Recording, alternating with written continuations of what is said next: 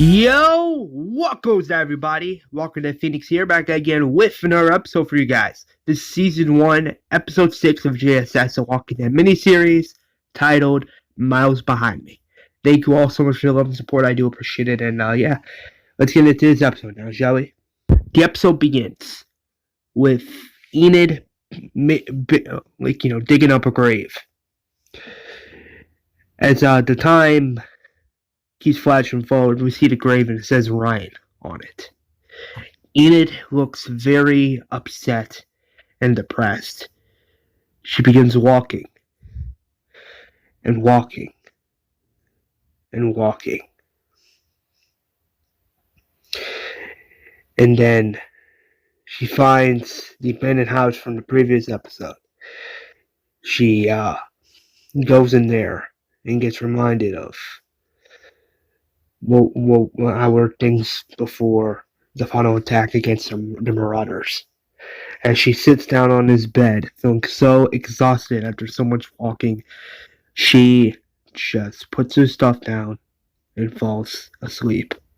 The next shot's painting out where we see this dream Enid's having. It's this dream where she comes home from school. She sees her dad.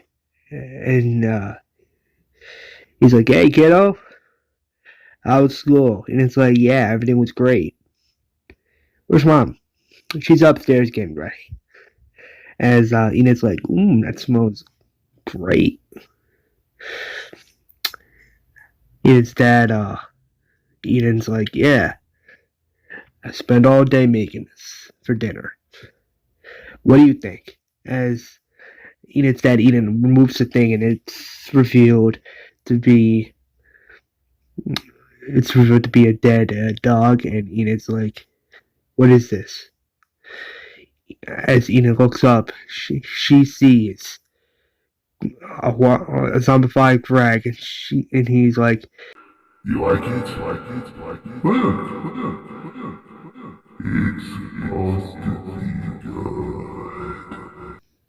As Enid screams.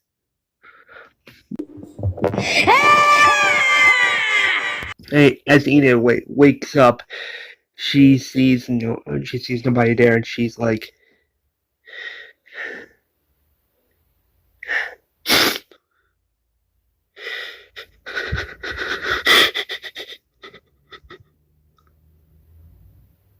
"Rose?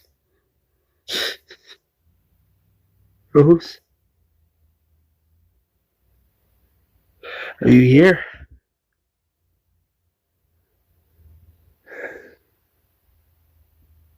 That's Jacob.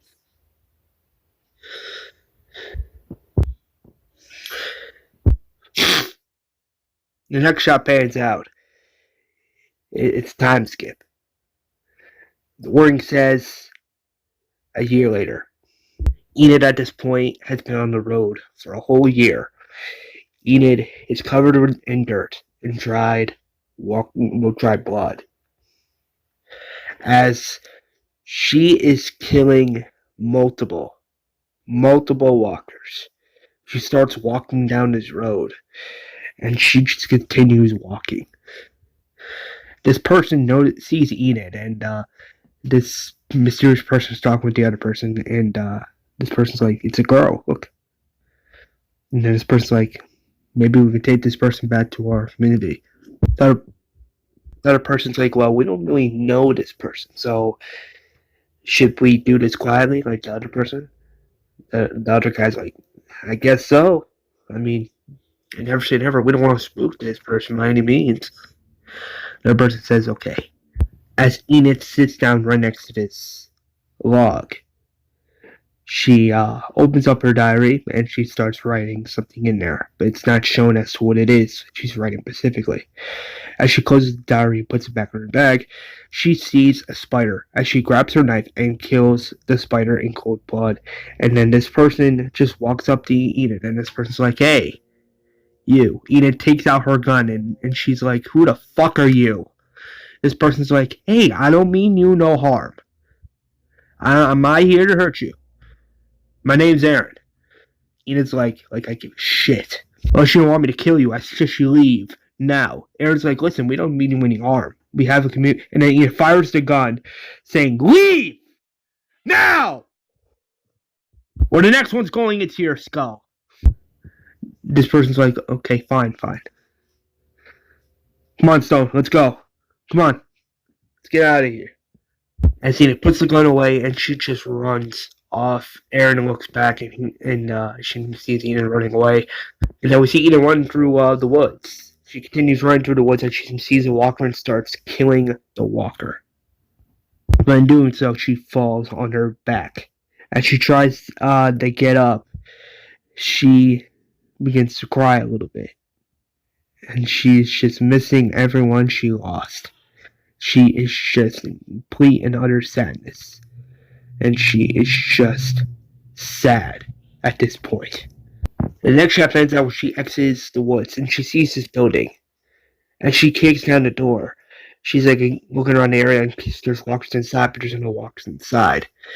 As she continues to enter the building, she sees like mad supplies everywhere, and it's like open cans and mad dried blood all over the floor.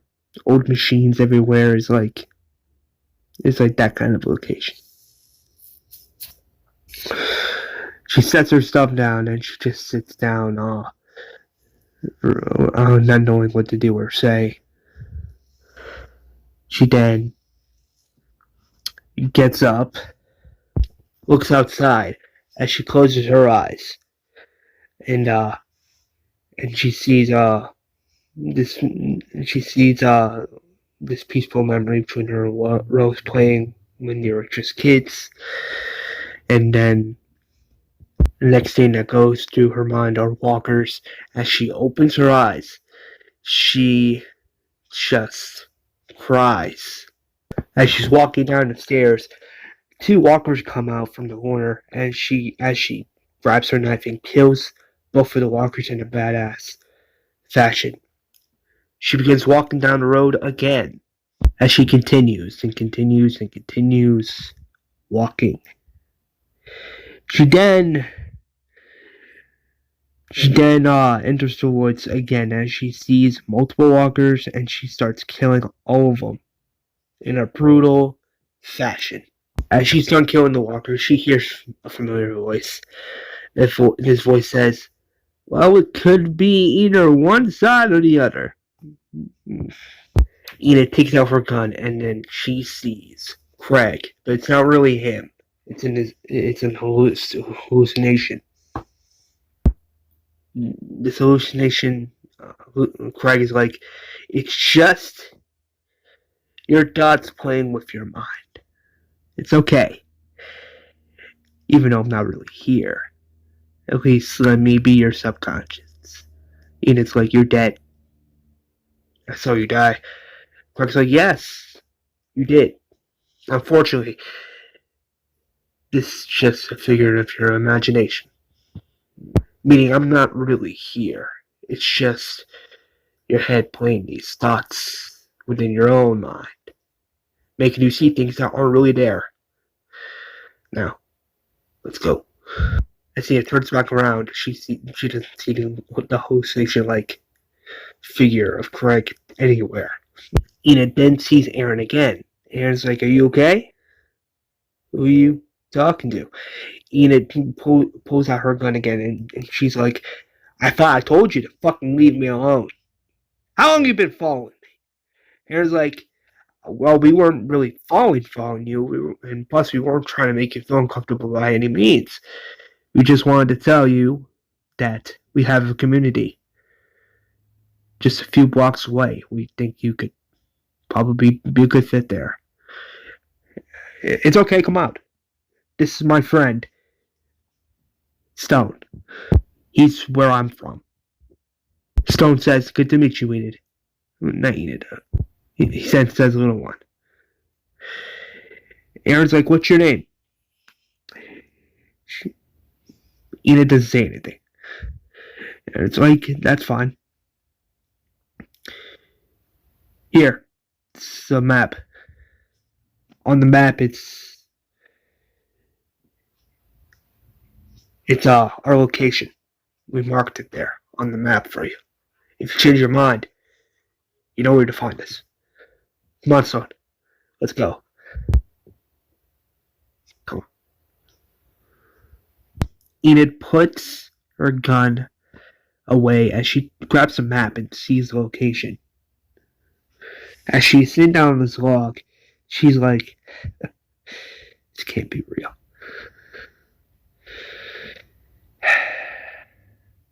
No, can't be real. She sees Hallucination Craig again as Hallucination Craig's like, well, how do you know if it's real or not? You won't know unless you give it a chance. Enid's like, it's probably not fucking real. It's probably just a fucking delusion just to get me there. To fucking kill me and take my stuff? No, not a chance. You're not even fucking real. So why do you continue to fucking talk to me? And then Hallucination Craig's like, because you fear to be alone.